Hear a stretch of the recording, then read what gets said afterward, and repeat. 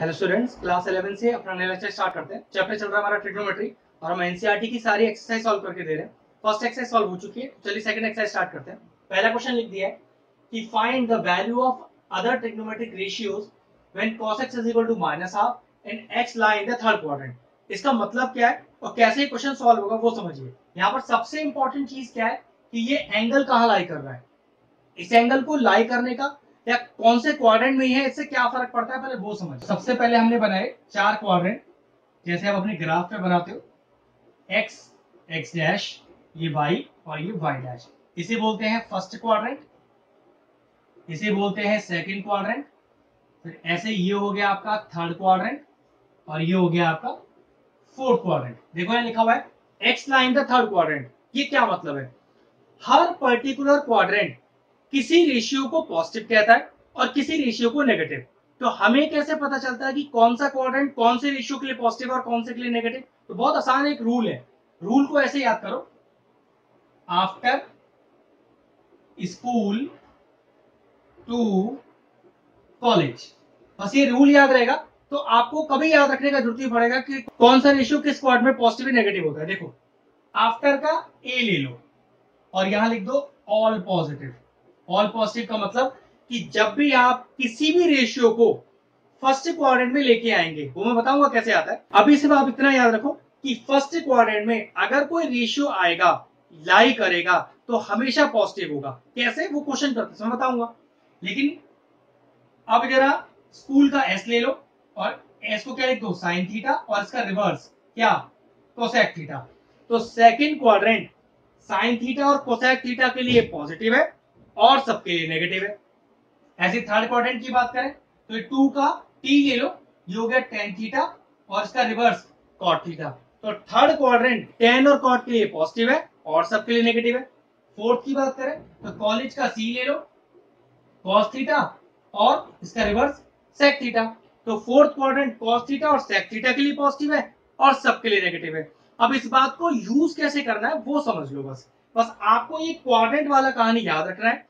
अब मैं आपको बताता हूं कि जब कोई एक रेशियो दूसरे रेशियो में चेंज होता है तो क्वाड्रेंट कैसे फर्क डालता है। तो देखो, हमें cos थीटा क्या दिया हुआ है, ध्यान से समझो, माइनस का हाफ दिया है और हमसे कह रहा है find the value of other trigonometric ratios.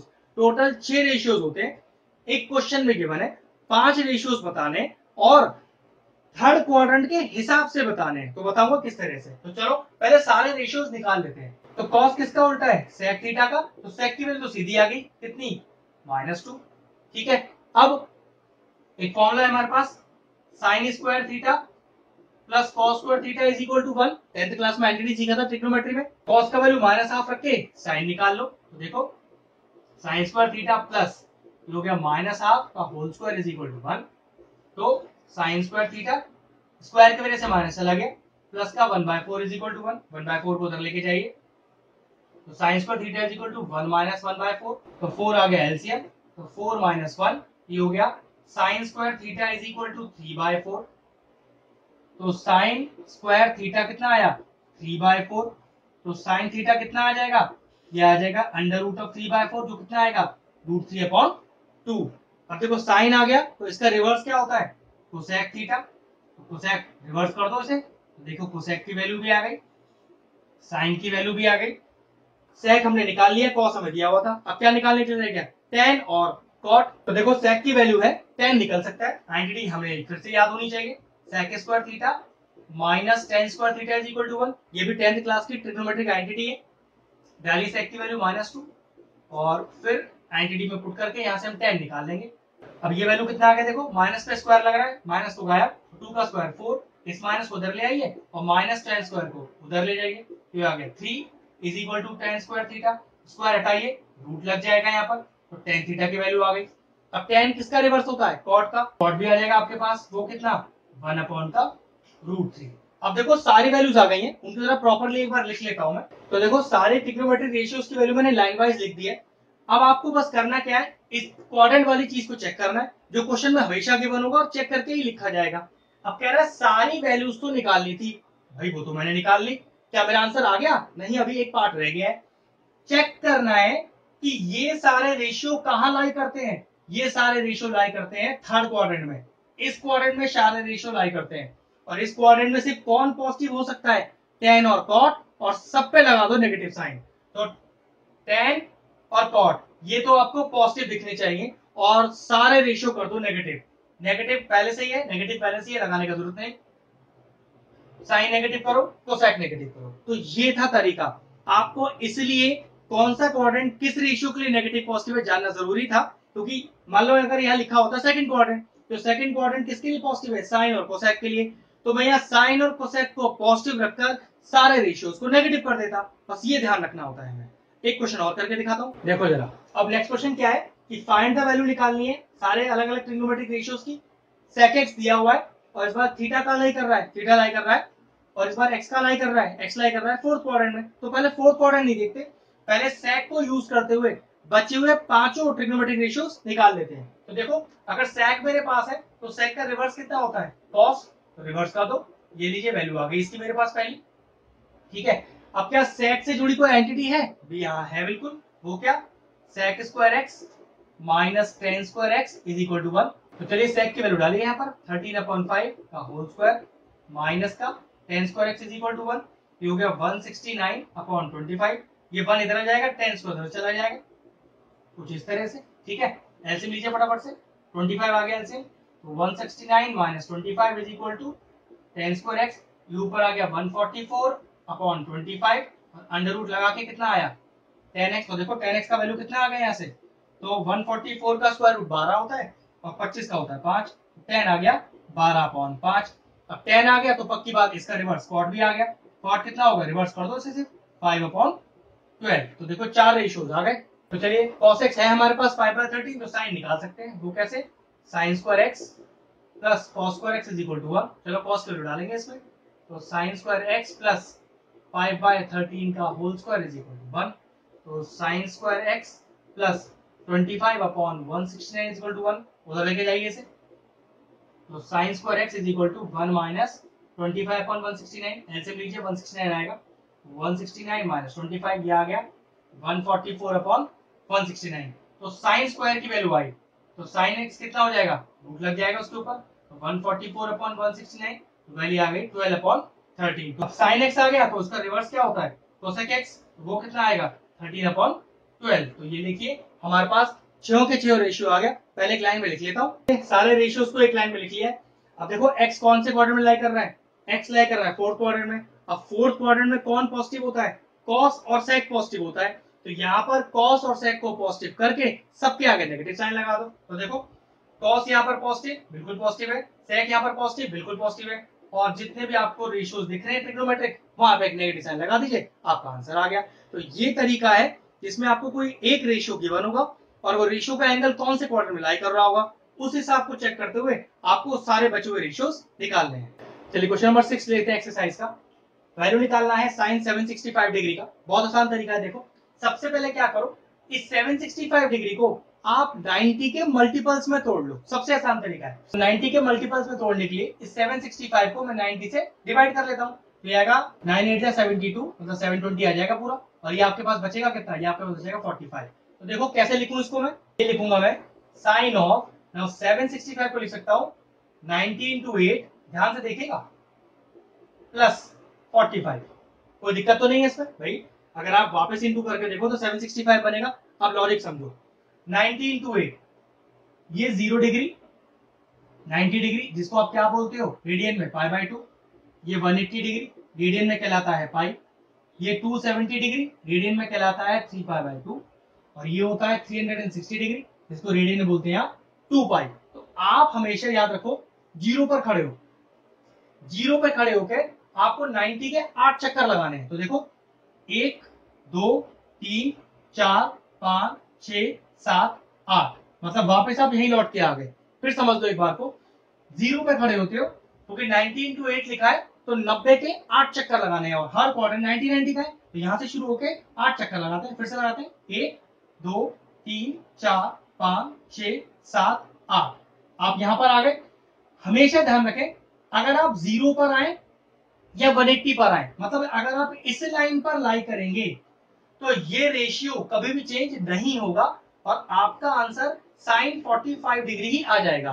फिर समझ लो, अगर ये 90 इंटू 8 कर रहे हैं आप, या 90 इंटू कुछ भी कर रहे हैं, जब ये काउंट करके आप 0 पर आओ या 180 पर आओ, मतलब इस लाइन पर कहीं पर भी आओगे, तो ये साइन वाला रेशियो या ये जो भी रेशियो लिखा है कभी चेंज नहीं होगा, आंसर हमेशा यही आ जाएगा। लेकिन अभी देखो काउंटिंग 90 इंटू 8 की हुई है, तो 90 इंटू 8 से आप यहां पर आ गए प्लस 45, तो प्लस करो, कौन से क्वाड्रेंट में आओगे, प्लस करते ही ऊपर आ जाओगे फर्स्ट क्वाड्रेंट में। और फर्स्ट क्वाड्रेंट देखो क्या लिखा है, ऑल रेशियोज पॉजिटिव, मतलब कोई नेगेटिव साइन नहीं लगेगा, आंसर पॉजिटिव ही आएगा। And what is sine 45?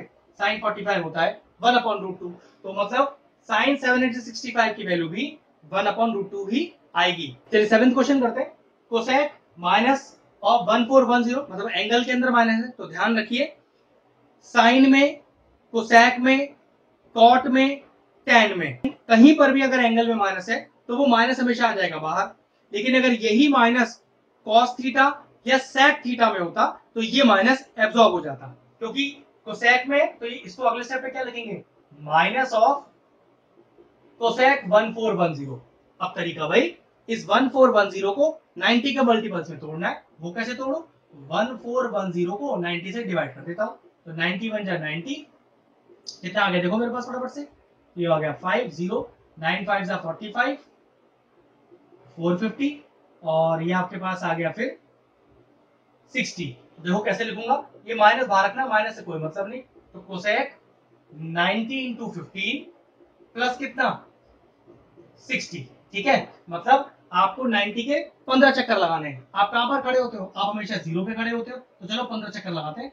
1 2 3 4 5 6 7 8 9 10 11 12 13 14 15, आप यहां लाई करते हो। इसका मतलब ये हुआ कि अगर आप यहां लाई करें 270 पर या 90 पर, मतलब इस लाइन पर कहीं भी लाई करोगे तो ये रेशियो चेंज हो जाएगा। ध्यान रखना, एक्स एक्सिस वाली लाइन पर लाई करोगे तो रेशियो चेंज नहीं होगा, अगर वाई एक्सिस वाली लाइन पर लाई करोगे तो रेशियो चेंज हो जाएगा। अब कैसे चेंज होगा, अगर कोसेक है तो सेक बन जाएगा, कॉस है तो साइन बन जाएगा, टेन है तो कॉट बन जाएगा। तो ये क्या है, कोसेक, तो क्या बन जाएगा आपका, ये बन जाएगा सेक, और वो भी क्या, सेक 60। नाउ 19 टू 15 से आप यहां काउंट करो, प्लस 60 भी है, तो जोड़ो, जोड़ के आप इस क्वाड्रेंट में आओगे, किसका क्वाड्रेंट है, ये है कॉस और सेक का। आपने किसको चेंज किया है, कोसेक को। आप अगर इस क्वाड्रेंट में आए हो तो कॉस और सेक होता अगर यहां पर तो पॉजिटिव रहता, क्योंकि आपके पास तो कोसेक है, तो एक नेगेटिव साइन जाएगा, ये लीजिए नेगेटिव साइन लगा दिया, एक नेगेटिव साइन पहले से ही बाहर है, तो नेगेटिव नेगेटिव कैसा हो गया, ये हो गया पॉजिटिव। अब सेक 60 का वैल्यू निकालना है, सेक 60 कॉस 60 का उल्टा होता है, कॉस 60 1/2 होता है, उल्टा कर दो, आंसर इज 2। नेक्स्ट क्वेश्चन लिख दिया है। अब इस बार वैल्यू निकालना है आपको 10 19 पाई/3 की, तो पाई के वैल्यू क्या पुट कर दे, यहाँ पर यहाँ आप पुट कर दे क्या 180, याद रखना यहाँ 22/7 से कोई मतलब नहीं है पूरी ट्रिग्नोमेट्री में। अब आपको कहीं पर भी पाई को नहीं यूज करना 22/7, बस एक ही जगह यूज करना है, जब आप डिग्री से रेडियन या रेडियन से डिग्री में आते हो उसका ध्यान रखना, ठीक है। तो कैंसिल आउट करो, 60 आ गया, कितना आ गया 10, ये हो गया 90 इंटू 60, चलो सॉल्व कर लो उसको, यहाँ गया 9 6 54 और 5, तो 6 और 5 11, तो आपके पास आया 10 ऑफ 1140। तो समझ लो कि 10 1140 का वैल्यू निकालना है, तो वही पहले 90 के मल्टीपल्स बनाते हैं, उसके लिए क्या करना पड़ेगा, पहले 90 से डिवाइड, तो 90 1 जा 90, कितना बच गया आपके पास, देखो ये आ गया 9 2 जा 18, तो ये आ गया 180, आपके पास बच गया 60। तो देखो कैसे लिख सकते हैं, इस लिखता हूं 10 ऑफ 90 इंटू 12 प्लस में कितना 60। अब 90 के 12 चक्कर लगाते हैं, हम 0 पर खड़े, याद रखेंगे अगर इस लाइन पे लाई करेंगे तो रेशियो चेंज नहीं होगा, और इस लाइन पे लाई करेंगे तो रेशियो चेंज होगा। तो देखो 1 2 3 4 5 6 7 8 9 10 11 12, इस लाइन पे लाई करा तो पक्की बात रेशियो चेंज नहीं होगा, आंसर तो 1060 ही आएगा। लेकिन 19 टू 12 काउंट हुआ है, भी प्लस 60 भी रह गया है, तो प्लस करोगे तो फर्स्ट क्वाड्रेंट में आ जाओगे, फिर कुछ जोड़ोगे तो आगे खिसकोगे, फर्स्ट क्वाड्रेंट सभी के लिए पॉजिटिव है, मतलब 1060 रहेगा, नेगेटिव साइन नहीं लगेगा। And what is the value of 1060, √3, इसका मतलब 19 पाई/3 का वैल्यू भी होता है √3। चलिए नेक्स्ट क्वेश्चन लिख दिया है, इस बार हमें वैल्यू निकालना है साइन का -11 पाई/4 की। अब देखो साइन के एंगल का माइनस है तो पक्की बात बाहर आ जाएगा, मैंने आपको बोला था लास्ट क्वेश्चन में कि कॉस और सेक के एंगल का माइनस गायब हो जाता है, एब्जॉर्ब हो जाता है, वरना बचे हुए सारे ट्रिग्नोमेट्री रेशियोज में एंगल का माइनस बाहर आ जाता है। तो ये आ गया हमारे पास माइनस बाहर करके साइन 11 पाई बाय 4। अब इस पाई की वैल्यू को 180 फटाफट से रख देते हैं और देखते हैं कितनी वैल्यू है ये हो गया 90 और ये हो गया आपका 45। तो इसको मल्टीप्लाई कर दिया 11 से तो ये आपके पास आएगा 495। तो माइनस ऑफ साइन 495 की वैल्यू निकालनी है। अब वही 90 के मल्टीपल बनाते हैं तो 495 है आपके पास और 90 से आपको इसे डिवाइड करना है। 9 5 45 तो 450 कितना रह गया 45 बैलेंस रह गया। कितना आया साइन ऑफ 90 इंटू 5 प्लस 45। अब मुझे 90 कितने मल्टीपल चाहिए 5 तो 5 चक्कर लगाते हैं 1 2 3 4 और 5 यहाँ लाई करें तो अगर y एक्सिस पे लाई करोगे तो रेशियो चेंज हो जाएगा। तो साइन किस में चेंज होगा कॉस में तो माइनस बाहर रहेगा कॉस 45 डिग्री। अभी तो 90 इंटू 5 करके यहाँ आयो प्लस 45 को जोड़ भी रहे हो तो जोड़ोगे तो आगे आओगे किसका क्वाड्रेंट है साइन का और कोसेक का। आपने किसको चेंज किया है साइन को तो जैसा है ब्रैकेट में वैसे रहेगा कोई चेंज नहीं होगा। बाहर के माइनस से कोई मतलब नहीं है। व्हाट इज cos 45 वो होता है 1/√2 माइनस का बाहर लगा ही हुआ है। फाइनल आंसर क्या आ गया माइनस का 1/√2। तो यहाँ एक्सरसाइज हमारी फिनिश होती है। वीडियो यहाँ फिनिश करते हैं अच्छे से प्रैक्टिस कीजिएगा आगे आने वाले क्वेश्चंस काफी टफ रहेंगे और ये वाले कंसेप्ट का पूरा यूज किया जाएगा।